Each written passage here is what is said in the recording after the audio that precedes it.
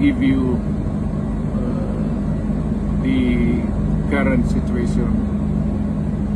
I am about to land sa Hague. Galing ako Dubai, stopover for it's a long haul, it's a long flight.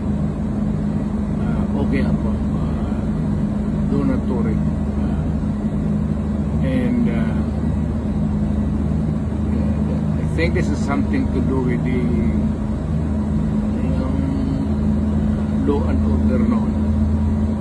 At sinasabi ko naman sa mga pulis at military na trabaho kayo at ako ang managot.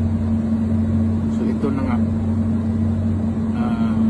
for all of the whatever happened in the past,